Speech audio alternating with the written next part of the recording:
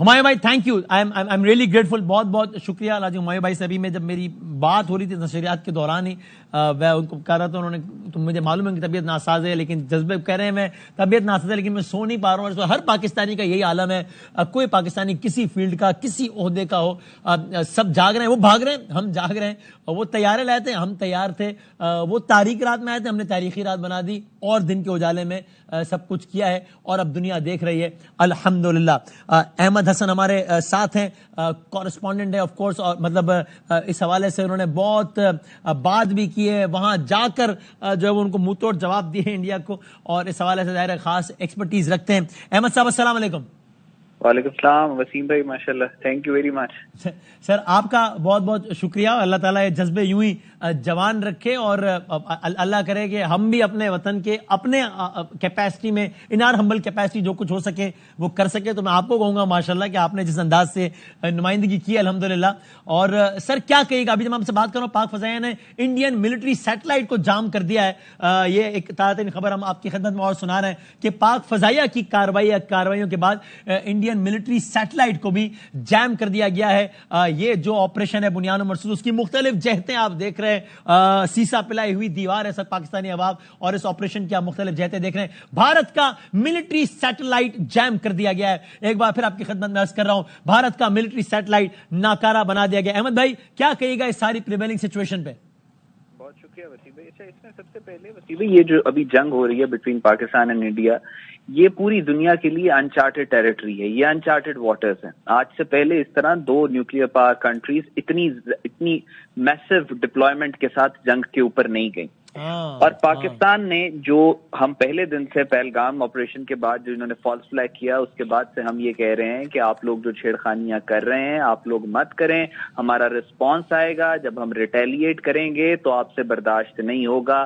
اگر آپ ہم پہ جنگ امپوز کریں گے تو ہم یہ آپ کو گارنٹی دے رہے ہیں that we are not going to fight this battle in Lahore, Karachi یا مظفر آباد. ہم یہ جنگ دلی میں, ہم یہ جنگ گجرات میں, ادھم پور میں, پٹھان کوٹ میں, جلندر میں لڑیں گے. اور جب ہم وہاں پہ جا کے لڑیں گے تو آپ کے پاس کیپیسٹی نہیں ہے اس کو سسٹین کرنے کی. لیکن ظاہر ہے because they are ruled by a fascist, ایک ڈیلوژنل ہیلوسینیٹڈ اسکیزوفرینک آئیڈیالوجی کے اوپر, یہ نظریے کے اوپر اپنی پوری سیاست کی بنیاد رکھتے ہیں, تو انہوں نے ہماری بات نہیں سنی. اور اب وہی ہوا. انہوں نے کیا کیا تھا, ان کا مقصد یہ تھا کہ یہ پاکستان کے اوپر جو ڈرونز بھیجے اور یہ سارا کچھ کہ اپنی کسی طریقے سے پولیٹیکل ایڈوانٹیج یہ لوگ گین کر لیں. ہمارا مقصد یہ تھا کہ جب ہم ایسکلیٹ کریں گے تو we'll escalate to deescalate, یہ جو وار ڈاکٹرن ہوتا ہے, وی ول میک شیور کہ جو اب ہم نے سٹیپس لیے ہیں, جو اب ہم نے فل اسپیکٹرم بیاس, ادھم پور, پٹھان کوٹ, جلندر, نگراٹا, اخنور, اری, سری نگر, چندی گڑھ, ملٹیپل سائٹس کے اوپر آل اکراس انڈیا ہم نے ہٹ کیا. دلی کے اندر ہم نے ہٹ کیا, ان کے رافیل ہم نے مار کے گرائے, ان کے 90 کے قریب ہم نے ڈرونز نیوٹرلائز کیے ہیں.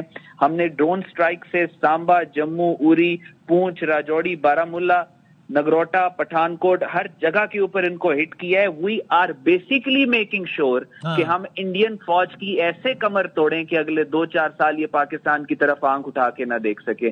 دس is the strategic offence that we are eyeing on, اور یہ بہت خوبصورت اور بہت relevant with the world order, relevant with what is happening in the world, relevant with the language that India understands. ہم وہ ایکشن لے رہے ہیں. And India from its action provided us all the diplomatic and whatever you call it, all the reasons to do these actions what we are doing right now.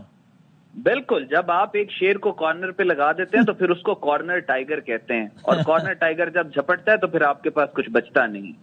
اور ایک بہت classic example ہے نا, دنیا کے پاس بھی کیس اسٹڈی بھی ہے کہ یہی ملک تھا جو اب سے کچھ گھنٹوں پہلے تک کہہ رہا تھا کہ خدارا مت کرو, خدارا مت کرو, ہمیں اس نہج تک نہیں لے کر جاؤ, یہ حرکتیں مت کرو. تو یہ دنیا نے دیکھا کہ وہی ملک تھا جو اتنا زیادہ ریسٹرینٹ کا مظاہرہ کر رہا تھا, اور جب آپ نے بالکل دیوار سے لگا دیا تو بس اب یہی ملک جو آگے بڑھتا چلا جا رہا ہے, اور ہر 2 منٹ میں نئی خبر آ رہی ہے, اور فوٹیج کے ساتھ آ رہی ہے, شواہد کے ساتھ آ رہی ہے. دونوں ایکسٹریم دیکھ لی دنیا نے ہماری.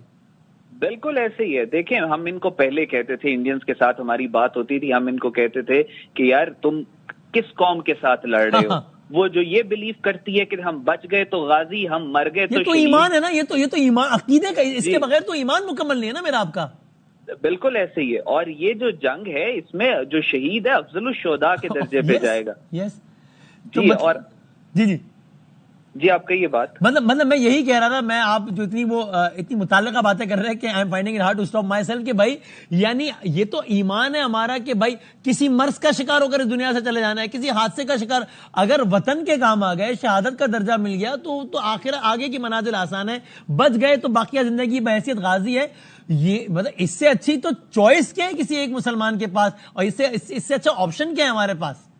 بالکل بالکل ایسے ہی. اور یہ پاکستان ہماری, یہ اسلام کا آخری قلعہ ہے. آپ صرف اس جنگ نے سچ a blessing in a disguise, اس نے ہماری پوری قوم کو اکٹھا کیا, نہ صرف قوم کو اکٹھا کیا لیکن وسیم بھائی میں آپ کو کلیئرلی بتا رہا ہوں, not from an emotional point of view but pure academic point of view, آپ کسی بھی انٹرنیشنل چینل کے یوٹیوب چینل پہ جا کے آپ اس کی ویڈیوز دیکھیں پاکستان انڈیا کانفلکٹ میں, اور صرف نیچے یہ میرا اوپن چیلنج ہے, آپ صرف نیچے کامنٹس پڑھیں, آپ پوری مسلمان دنیا کے جذبات وہاں پہ دیکھیں گے. وہ کہیں گے یہ پاکستان ہے. ٹرکش تھنک ٹینکس نے کیا کہا تھا, انہوں نے کہا تھا کہ انڈیا پاکستان کی جنگ نہیں ہے, یہ انڈیا اور اسلام کی جنگ ہے, اور ہم پاکستان کو اکیلا نہیں چھوڑ سکتے. غزہ کے مسلمانوں نے کہا تھا کہ ہم لڑ رہے ہیں فلسطینیوں سے, ہم لڑتے رہیں گے, لیکن اس وقت دعا پاکستان کے لیے کرو کیونکہ وہ اسلام کی آخری. الحمدللہ. احمد بھائی تھینک یو ویری مچ, بہت بہت شکریہ, بہت. میں اپنے